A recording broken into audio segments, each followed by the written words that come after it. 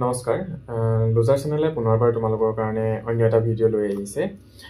বহুদিন ভিডিঅ' বনোৱা হোৱা নাছিল আচলতে মনবিলাকো ভাল লগা নাছিল তোমালোকৰ কমেণ্টবিলাকো পোৱা নাছিলোঁ ভিডিঅ' বনাম নবনাম তেনেকৈ দুমুজাত আছিলোঁ গতিকে সেইকাৰণে ভিডিঅ'বিলাক বনোৱা হোৱা নাছিল আৰু এতিয়া দেখিছোঁ তোমালোকৰ কমেণ্টবিলাক আহি আছে গতিকে পুনৰবাৰ মনত উৎসাহ পালোঁ যে তোমালোকক ভিডিঅ'টো বনালে তোমালোকৰ সহায় হ'ব গতিকে আগন্তুক পৰীক্ষা পালেহিয়ে বৰ বেছি দিন নাই গতিকে তাৰ কাৰণে তোমালোকে প্ৰিপাৰেচন চলাই যোৱা আৰু আমাৰ ভিডিঅ'বিলাক চাই যাবা আৰু কমেণ্ট কৰিবা তেতিয়াহে আমি নতুন এটা ভিডিঅ' বনাবৰ কাৰণে উৎসাহ পাওঁ তোমালোকে যদি উৎসাহ নিদিয়ে আমাৰ মনবিলাক ভাঙি গ'লে আমিও অকণমান বহি দিবলগীয়া হয় গতিকে তোমালোকে আশা কৰিছোঁ মন দিবা কমেণ্ট কৰাত আৰু আমাৰ ভিডিঅ'টো যদি ভাল নোপোৱা তেন্তে জনাবা আৰু যদি ভাল পাইছা তেও জনাবা হা ঠিক আছে আৰু পৰীক্ষাৰ কাৰণে একদম পুৰা দিন ৰাতি পুৰা পঢ়ি দিয়া পাছ কৰি যাবা যিসকলে পাছ কৰিছা তেওঁলোকক শুভেচ্ছা জনাইছোঁ আৰু যিসকলে ফিজিকেলত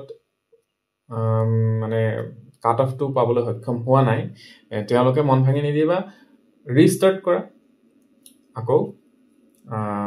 নেক্সট ভাল হৈ যাব ঠিক আছে গতিকে আজি ভিডিঅ'টো আমি আৰম্ভ কৰোঁ আজি ভিডিঅ'ৰ আমাৰ প্ৰথমটি প্ৰশ্ন হৈছে নিম্নলিখিত কোনজন মুছলমান সেনাপতিৰ বিপক্ষে মলাকাবুৰে যুদ্ধ কৰিছিল ইয়াৰ অপশ্যনসমূহ দিয়া আছে ক মীৰ কাছিম খ তুৰ্বক গ ইলুটমিছ ঘ ওবৈদুল্লাহ আৰু ইয়াৰ শুদ্ধ উত্তৰটো হ'ব অপশ্যন খ তুৰ্বক ২ নম্বৰ প্ৰশ্নটো হৈছে নিম্নলিখিত কোনটোৰ ঠাইত নীতি আয়োগ বলবৎ কৰা হৈছিল মানে ইয়াত তলত দিয়া অপশ্যন কেইটাৰ ভিতৰত কোনটোৰ ঠাইত নীতি আয়োগখন বলবৎ কৰা হৈছিল সেই প্ৰশ্নটো সুধিছে আমাক আৰু অপশ্যনসমূহ দিয়া আছে ক ভাৰতৰ প্ৰতিযোগিতা খ কেন্দ্ৰীয় লোকসেৱা আয়োগ গ কৰ্মচাৰী নিৰ্বাচন আয়োগ আৰু ঘ পৰিকল্পনা আয়োগ আৰু ইয়াৰ শুদ্ধ উত্তৰটো হ'ব ঘ পৰিকল্পনা আয়োগ ৩ নম্বৰ প্ৰশ্নটো হৈছে নিম্নলিখিতসমূহৰ কোনখন ছত্তীশগড়ৰ ৰাজধানী চহৰ ছত্তীশগড়ৰ ৰাজধানী চহৰ কোনখন ইয়াত অপশ্যনসমূহ দিয়া আছে ক ৰায়পুৰ খ ৰাঁচী গ ভাগলপুৰ ঘ দেৰাদুন আৰু ইয়াৰ শুদ্ধ উত্তৰটো হ'ব অপশ্যন ক ৰায়পুৰ ৪ নম্বৰ প্ৰশ্নটো হৈছে আলেকজেণ্ডাৰ কোনখন প্ৰাচীন ৰাজ্যৰ ৰজা আছিল ইয়াত অপশ্যনসমূহ দিয়া আছে ক পাৰ্চিয়া বা পাৰস্য খ মেচিডোনিয়া গ বিজান্টিন ঘ অটোমান আৰু ইয়াৰ শুদ্ধ উত্তৰটো হ'ব অপশ্যন খ মেচিডোনিয়া ৫ নম্বৰ প্ৰশ্নটো হৈছে সংসদৰ উচ্চ সদনক কোৱা হয় ইয়াত অপশ্যন দিয়া আছে ক লোকসভা খ ৰাজ্যসভা গ বিধানসভা ঘ বিধান পৰিষদ আৰু ইয়াৰ শুদ্ধ উত্তৰটো হ'ব অপশ্যন খ ৰাজ্যসভা গতিকে তোমালোকে আজি গম পালা যে ৰাজ্যসভাক কি হয় উচ্চ সদন বুলি কোৱা হয় এতিয়া পৰীক্ষাত উচ্চ সদন বুলি নিদি পিনে নিম্ন সদন দিব পাৰে গতিকে নিম্ন সদনক কি কোৱা হয় তোমালোকে কমেণ্ট বক্সত সকলোৱে জনাবা ঠিক আছে আৰু কোনেও নজনোৱাকৈ নাথাকিবা তোমালোকৰ কমেণ্টবিলাক পালেহে আমাৰ নতুন এটা ভিডিঅ' বনাবৰ কাৰণে আমি উৎসাহ পাওঁ ঠিক আছে ৬ নম্বৰ প্ৰশ্নটো হৈছে নিম্নলিখিত কোনটো শব্দ ভাৰতৰ সংবিধানৰ প্ৰস্তাৱনাত নাই ইয়াত অপশ্যনসমূহ দিয়া আছে ক ভাতৃত্ববোধ খ মৰ্যাদা গ বিনয় ঘ স্বাধীনতা আৰু ইয়াৰ শুদ্ধ উত্তৰটো হ'ব অপশ্যন গ বিনয় গতিকে বিনয় শব্দটো কি হৈছে ভাৰতৰ সংবিধানৰ প্ৰস্তাৱনাত নাই বাকী ভাতৃত্ববোধ মৰ্যাদা স্বাধীনতা এইখিনি প্ৰস্তাৱনাত আছে ইয়াৰ পৃষ্ঠ প্ৰশ্নটো হ'ব ৭ নম্বৰ কোনটো পৰ্বতমালা দিল্লী হাৰিয়ানা ৰাজস্থান আৰু গুজৰাটৰ মাজেৰে পাৰ হৈ গৈছে ইয়াত অপশ্যনসমূহ দিয়া আছে ক শিৱালিক পৰ্বতমালা খ বৰাইল পৰ্বতমালা গ সাতপুৰা পৰ্বতমালা ঘ আৰাৱলী পৰ্বতমালা আৰু ইয়াৰ অপশ্যনসমূহ হৈছে অপশ্যনসমূহৰ শুদ্ধ উত্তৰটো হ'ব ইয়াৰ ঘ আৰাৱলী পৰ্বতমালা ৮ নম্বৰ প্ৰশ্নটো হৈছে নিম্নলিখিত কোনখন জিলা বৰাক উপত্যকাত অৱস্থিত আৰু ইয়াত অপশ্যনসমূহ দিছে ক হাইলাকান্দি খ দক্ষিণ হালমাৰা মানকাছাৰ গ চিৰাং ঘ মৰিগাঁও আৰু ইয়াৰ শুদ্ধ উত্তৰটো হ'ব অপশ্যন ক হাইলাকান্দি ৯ নম্বৰ প্ৰশ্নটো হৈছে গুৱাহাটী বিশ্ববিদ্যালয়ৰ প্ৰথমগৰাকী উপাচাৰ্য কোন আছিল ইয়াত অপশ্যনসমূহ দি আছে নবীন চন্দ্ৰ বৰদলৈ খ গোপীনাথ বৰদলৈ গ কমলাকান্ত ভট্টাচাৰ্য ঘ কৃষ্ণকান্ত সন্দিকৈ উপাচাৰ্য মানে ভিসি ভাইস চেঞ্চেলৰ আৰু ইয়াৰ শুদ্ধ উত্তৰটো হ'ব অপচন ঘ কৃষ্ণকান্ত সন্দিকৈ 10 নম্বৰ প্ৰশ্নটো হৈছে বায়ুমণ্ডলৰ চাপ জুখিবলৈ কোনবিধ যন্ত্ৰ ব্যৱহাৰ কৰা হয় আৰু ইয়াত অপচনসমূহ দিছে ক হাইড্ৰমিটাৰ খ অল্টিমিটাৰ গ বেৰোমিটাৰ ঘ থাৰ্মোমিটাৰ আৰু ইয়াৰ শুদ্ধ উত্তৰটো হ'ব অপচন গ বেৰোমিটাৰ 11 নম্বৰ প্ৰশ্নটো হৈছে আলি আই লৃগাং কোন সম্প্ৰদায়ৰ উৎসৱ এটা অপচনসমূহ দিছে ক খামতি খ মিচিং গ কাৰ্বি ঘ ডিমাছা আৰু ইয়াৰ শুদ্ধ উত্তৰটো হ'ব অপচন খ মিচিং 12 নম্বৰ প্ৰশ্নটো হৈছে হিমবাহৰ প্ৰধান উপাদান কি অপচনসমূহ দিছে ক লাভা খ লুনিয়া জন বা জল হ'ব লাগিছিলে অপচনটো ভুল হৈ থাকিল গ হৈছে বৰফ ঘ হৈছে বৰ্ষাৰণ্য আৰু ইয়াৰ শুদ্ধ উত্তৰটো হ'ব অপচন গ বৰফ হিমবাহৰ প্ৰধান উপাদান হৈছে বৰফ 13 নম্বৰ প্ৰশ্নটো হৈছে ভাৰতবৰ্ষই কোন কেইখন দেশৰ স্থলসীমা স্পৰ্শ কৰে ইয়াত অপচনসমূহ দিয়া আছে ক 6 খ 7 গ 8 ঘ 9 আৰু ইয়াৰ অপচনসমূহৰ ভিতৰত শুদ্ধ উত্তৰটো হ'ব অপচন খ 7 ভাৰতবৰ্ষই 7খন দেশৰ স্থলসীমা স্পৰ্শ কৰে 14 নম্বৰ প্ৰশ্নটো হৈছে কাৰ্বি আংলং জিলাৰ পূৰ্বৰ নাম কি আছিল ইয়াত অপচনসমূহ দিছে ক মিকিৰ পাৰ্বত্য জিলা খ লুচাই পাৰ্বত্য জিলা গ কাছাৰ পাৰ্বত্য জিলা ঘ পশ্চিম নগা পাৰ্বত্য জিলা আৰু এই অপচনসমূহৰ ভিতৰত শুদ্ধ উত্তৰটো হ'ব অপচন ক মিকিৰ পাৰ্বত্য জিলা 15 নম্বৰ প্ৰশ্নটো হৈছে মেকমোহন হিমাৰেখাই কোন দুখন দেশক পৃথক কৰে এই অপচনসমূহ দিছে ক আফগানিস্তান আৰু পাকিস্তান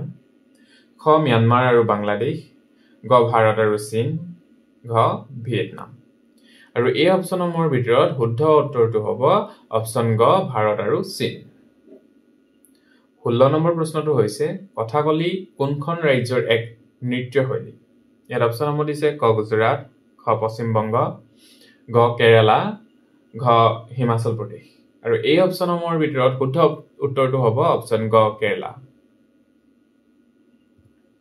17 নম্বৰ প্ৰশ্নটো হৈছে গোভা ৰজা কোন সম্প্ৰদায়ৰ উপাধি ৰজা ইয়াত অপচনসমূহ দিছে ক আহোম খ মিচিং গ খামতি ঘ তিৱা আৰু এই অপচনসমূহৰ ভিতৰত শুদ্ধ উত্তৰটো হ'ব অপচন গ খামতি 18 নম্বৰ প্ৰশ্নটো হৈছে নিম্নলিখিত কোনখন দেশক ইউৰোপৰ ককপিট ৰূপে জনা যায় ইয়াত অপচনসমূহ দিছে ক ছুইজাৰলেণ্ড খ বেলজিয়াম গ স্পেইন ঘ পৰ্তুগাল আৰু এই অপচনসমূহৰ ভিতৰত শুদ্ধ অপচনটো হ'ব খ অপচন খ বেলজিয়াম 19 নম্বৰ প্ৰশ্নটো হৈছে নিম্নলিখিত কোনটো সমুদ্ৰ পথে এছিয়াক ইউৰোপৰ সৈতে সংযোগ কৰে ইয়াত অপচনসমূহ দিছে ক সুৱেজ খাল খ ইংৰাজ খাল গ পানামা খাল ঘ মালাকা প্ৰণালী আৰু এই অপচনসমূহৰ ভিতৰত শুদ্ধ অপচনটো হৈছে অপচন ক সুৱেজ খাল 20 নম্বৰ প্ৰশ্নটো হৈছে অসমৰ কোন সম্প্ৰদায়ত চকলং পথাৰে বিয়া অনুষ্ঠিত হয় আৰু ইয়াত অপচনসমূহ দিছে ক বড়ো খ ডিমাছা গ মিচিং ঘ আহোম আৰু ইয়াৰ শুদ্ধ অপচনটো সকলোৱে জানে কি হ'ব আহোম অপচন ঘটো হৈছে ইয়াৰ শুদ্ধ উত্তৰ 21 নম্বৰ প্ৰশ্নটো হৈছে প্ৰাচীন অসম মূলকত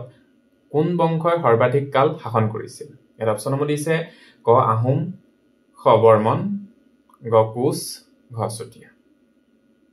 গতিকে এই প্ৰশ্নটো সকলোৱে জানিবই নিশ্চয় গতিকে ইয়াৰ শুদ্ধ উত্তৰটো হ'ব অপচন ক আহোম 22 নম্বৰ প্ৰশ্নটো হৈছে আমেৰিকা যুক্তৰাষ্ট্ৰৰ প্ৰথম ৰাষ্ট্ৰপতি কোন আছিল ইয়াত অপচনসমূহ দিয়া আছে ক জৰ্জ ৱাশ্বিংটন খ আব্ৰাহাম লিংকন গ ইয়াত অপচন দুটা একে থাকি গ'ল খ আৰু গ ঘ বেঞ্জামিন ফ্ৰেংকলিন গতিকে ইয়াৰ শুদ্ধ উত্তৰটো হ'ব অপচন ক জৰ্জ ৱাশ্বিংটন 23 নম্বৰ প্ৰশ্নটো হৈছে কোনগৰাকী ব্যক্তিক সৈন্যৰ জনক ৰূপে বিবেচনা কৰা হয় ইয়াত অপচনসমূহ দিছে ক চিত্ৰগুপ্ত খ বৰাহ মিহিৰ গ ব্ৰহ্মদত্ত, ঘ আৰ্যভট্ট। আৰু এই অপশ্যনসমূহৰ ভিতৰত শুদ্ধ অপশ্যনটো হ'ব অপশ্যন ঘ আৰ্যভট্ট। 24 নম্বৰ প্ৰশ্নটো হৈছে সুৱেজ খাল কোন দুটা প্ৰধান জলভাগৰ মাজত অৱস্থান কৰে? ইয়াত কৰ হৈ থাকিলে অকমান টাইপিঙত মিষ্টেক হয়, তোমালোকে এইবিলাক ইগনৰ কৰিবা আৰু কৰ হৈ থাকিলে কৰে হ'ব লাগিছিলে, অৱস্থান কৰে। ইয়াত অপশ্যনসমূহ দিয়া আছে ক ভূমধ্য সাগৰ আৰু আটলান্টিক মহাসাগৰ, খ আটলান্টিক মহাসাগৰ আৰু প্ৰশান্ত মহাসাগৰ, গ হৈছে ভূমধ্য সাগৰ আৰু লোহিত সাগৰ, ঘ হৈছে আৰৱ সাগৰ আৰু বংগোপসাগৰ। গতিকে এই অপশ্যনসমূহৰ ভিতৰত শুদ্ধ অপশ্যনটো হ'ব ভূমধ্য সাগৰ আৰু লোহিত সাগৰ। 25 নম্বৰ প্ৰশ্নটো হৈছে অসমৰ কোনখন জিলাত আজান পীৰৰ দৰগাহ অৱস্থিত? ইয়াত অপশ্যনসমূহ দিছে ক ধেমাজি, খ শিৱসাগৰ, গ যোৰহাট, ঘ ডিব্ৰুগড়। আৰু এই অপশ্যনসমূহৰ ভিতৰত শুদ্ধ অপশ্যনটো হ'ব অপশ্যন খ শিৱসাগৰ। 26 নম্বৰ প্ৰশ্নটো হৈছে পেনিচিলিন কোনে আৱিষ্কাৰ কৰিছিল? ইয়াত অপশ্যনসমূহ দিছে ক এডৱাৰ্ড, খ আলেকজেণ্ডাৰ ফ্লেমিং, গ লুই পাস্তুৰ, ঘ আইজাক নিউটন। আৰু এই অপশ্যনসমূহৰ ভিতৰত শুদ্ধ অপশ্যনটো হ'ব অপশ্যন খ আলেকজেণ্ডাৰ ফ্লেমিং। টুচু পূজা অসমৰ কোন জনগোষ্ঠীয়ে পালন কৰে?